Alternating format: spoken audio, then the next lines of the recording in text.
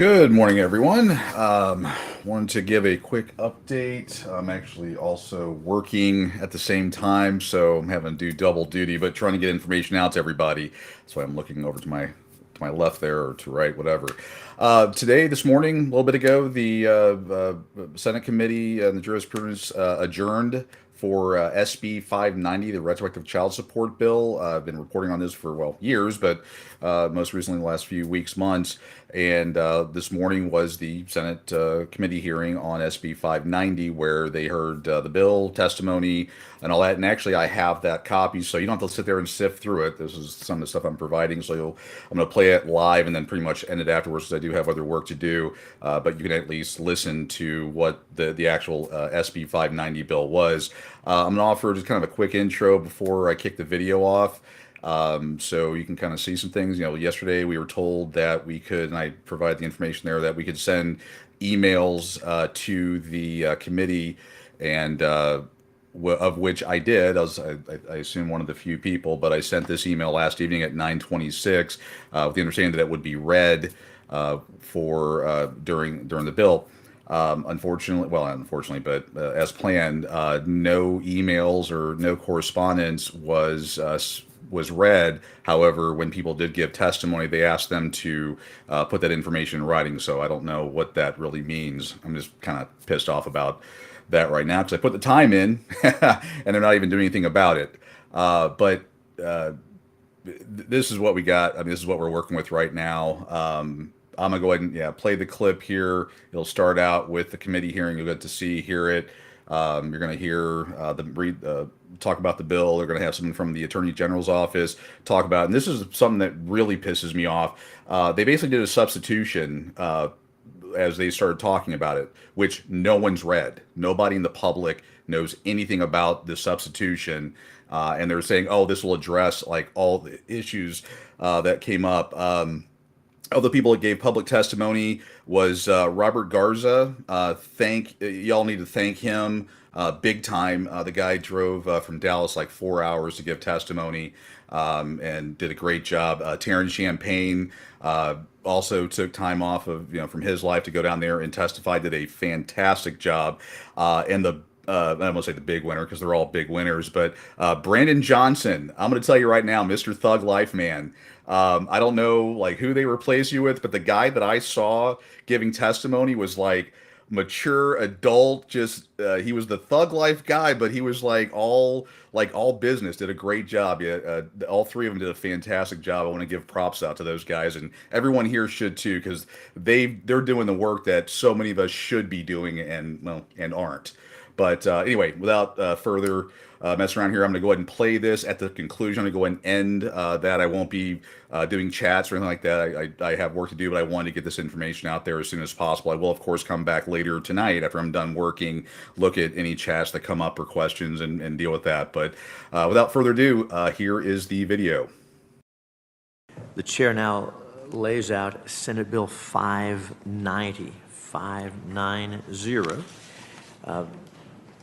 Senators, this bill would ensure that a woman would receive child support from a man adjudicated or acknowledged to be the father beginning on the possible earliest date of the child's conception.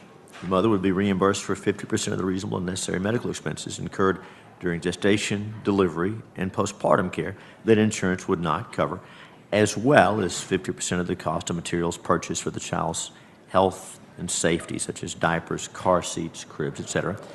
They would further provide that women, just the idea is to further provide women tools they need to care for their children and to encourage them to choose life. And so that's what the bill's about. I do have a committee substitute, which I'll lay out and explain that the proposed committee substitute would aid implementation of the purpose of the bill by bringing this new framework under current child support guidelines, working with the AG's office and folks who handle these matters. We've been able to improve the bill, we believe, and so it would eliminate, thank you, and reduce unintended costs and consequences for the Child Support Division of the Office of the Attorney General. That's what substitute does, and I'll yield for questions.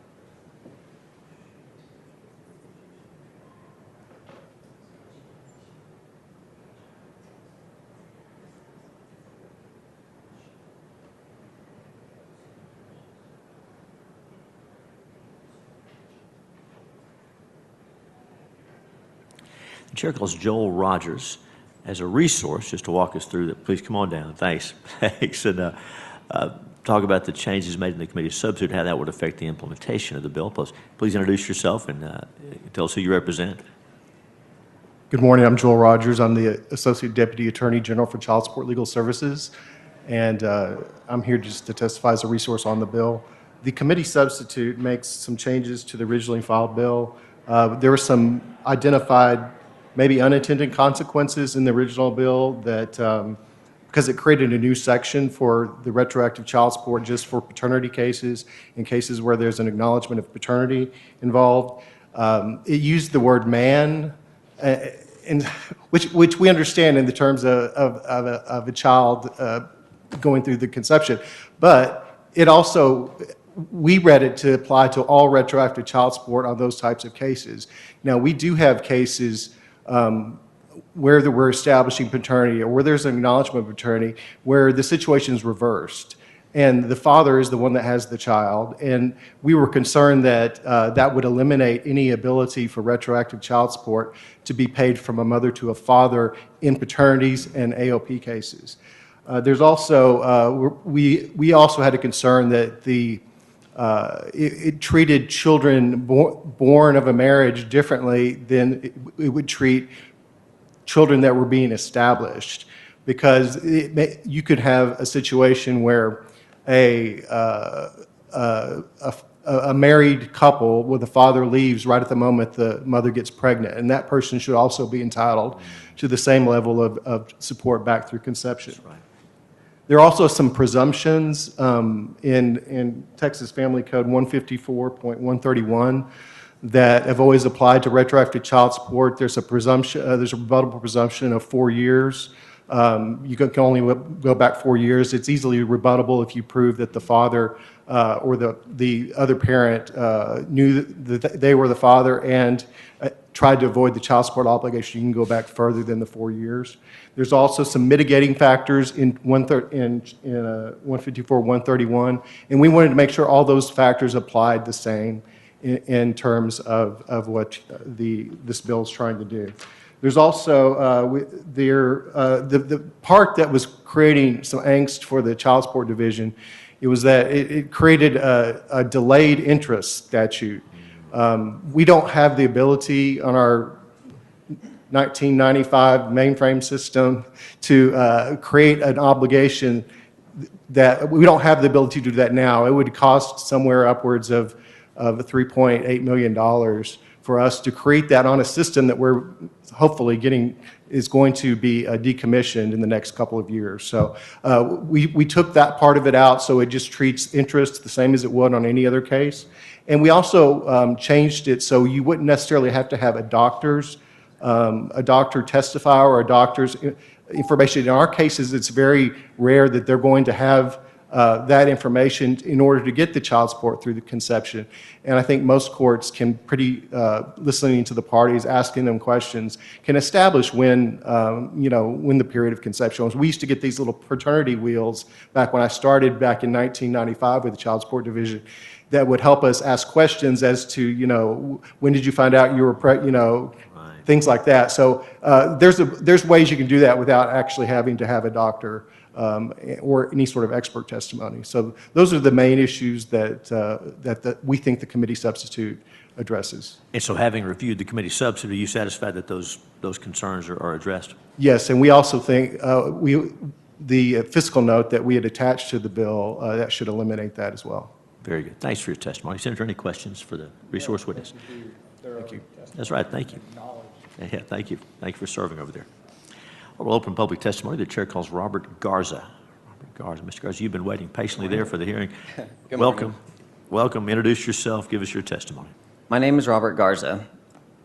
I am giving my reasons for my vote of SB590, the retroactive child support bill, as I believe the bill itself has many issues and needs to be amended for Texas, especially the youth. Here are my issues with the bill. No DNA requirement. As the bill is presented, any woman can name any man as the father with zero consequences for false accusations. We will see a huge spike in paternity fraud cases, stopping up the already burdened family court system. The retroactive portion of the bill are at odds, 50% diapers and baby formula, etc. Preborn children do not need these items. They would be repaid via the existing 20% income as the child support after birth. No cap for repayment of lost wages during gestation, etc. What if the mother does not have income? Who determines if the mother cannot work? Occurrences of women quitting their jobs and becoming pregnant will be encouraged as is currently written. No cap for repayment of wages. Postpartum does not have an end date for postpartum. This will encourage years of postpartum episodes if no limits are set. There should be a radius restriction of, say, 20 miles to take advantage of this bill to promote keeping the children in constant contact with both parents. This one amendment alone would stop most of the games that would be played with this bill enacted. Credit reporting. Currently, child support is viewed as a debt on credit report. This bill will cripple especially our youth, already facing issues that receive a Dunning report and being behind retroactive child support. Language should be inserted in the bill that retroactive child support will not be subject to credit reporting to protect our youth. Maybe an amendment added that only applies to parents less than the national average of $35,000 a year should be looked at also. It's in my opinion that the bill called child support upon birth is a more fitting bill for a new generation that would give them 9 months to prepare, save, and get their life together before being sentenced to jail or ruined credit scores that they had the chance to build for non-payment and having to pay upon conception instead of birth.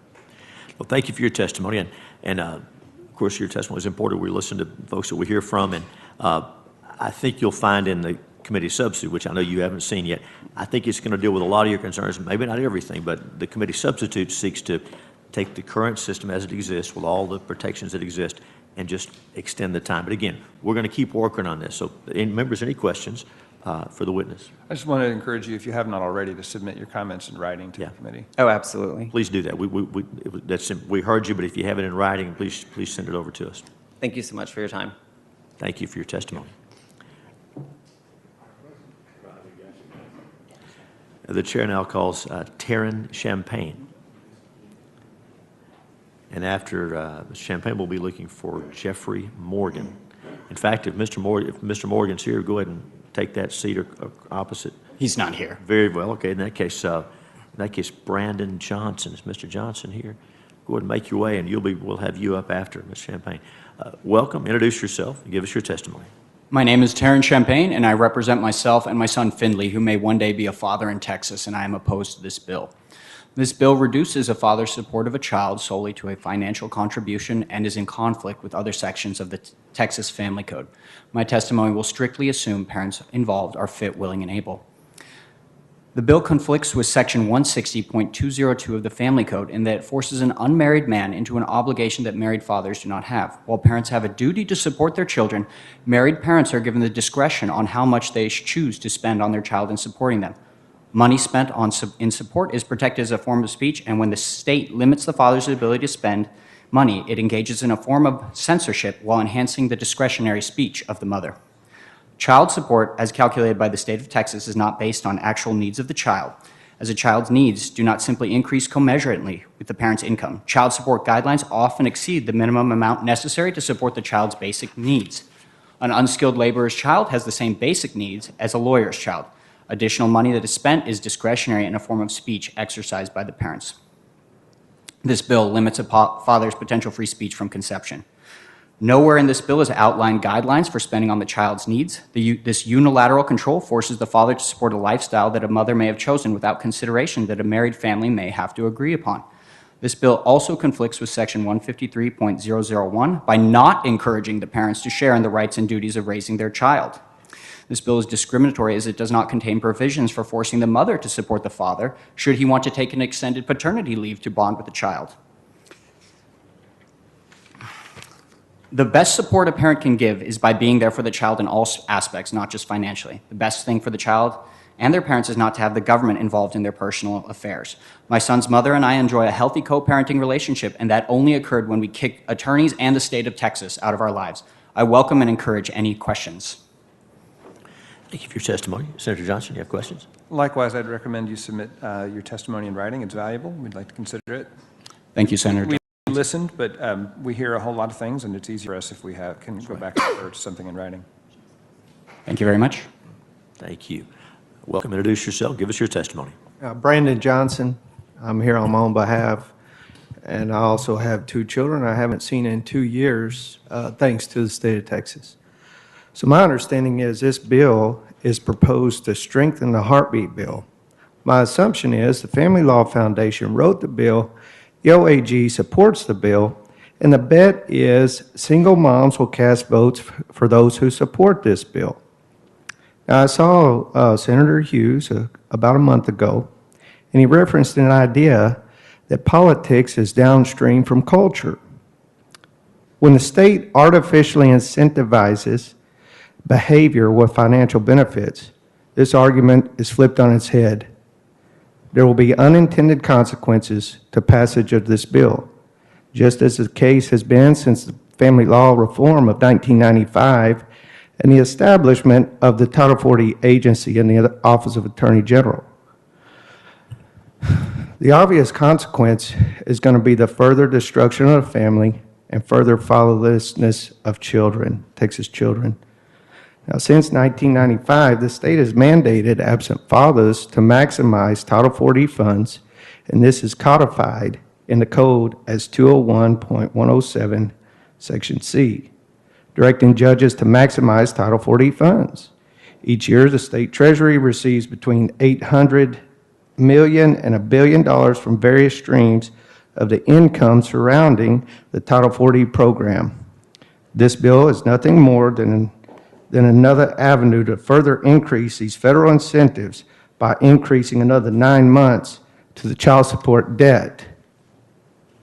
Now, this bill may have been drafted with good intentions. However, it's just another nail in the coffin against the family, against furthering fatherlessness, and against Texas children. Thank you. Well, thank you for your testimony. Senators, any questions?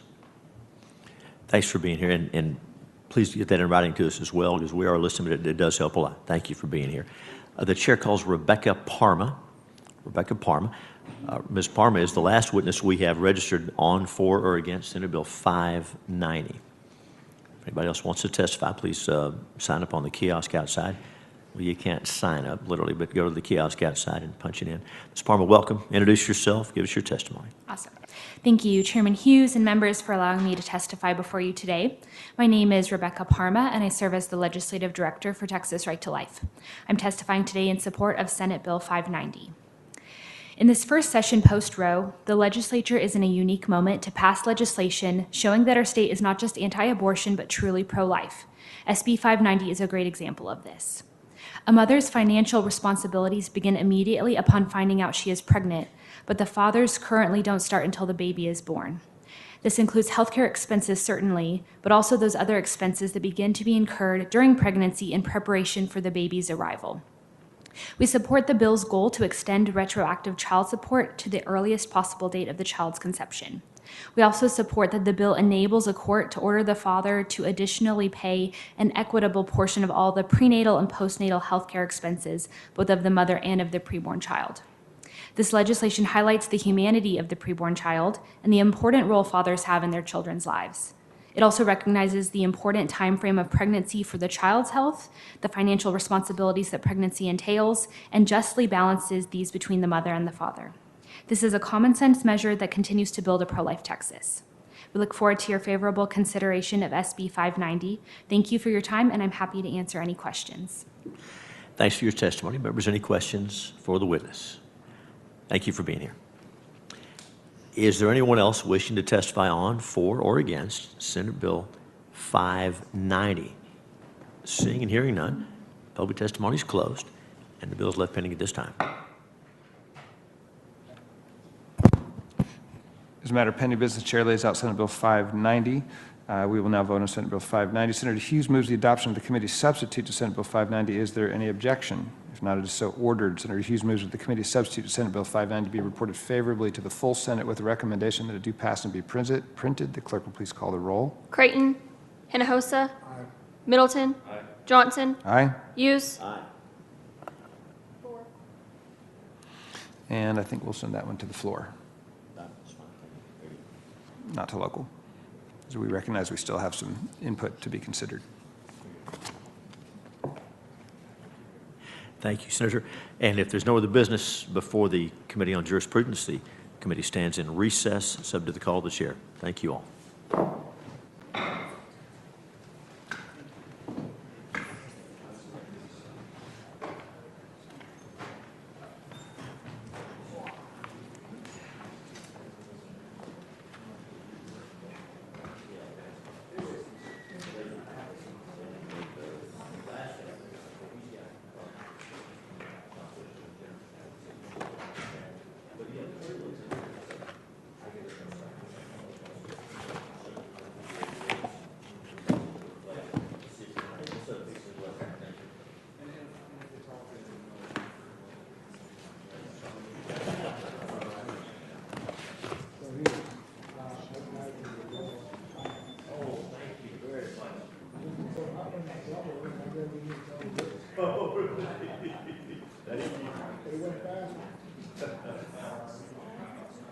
So we're gonna vote after, on the adjournment, on the adjournment,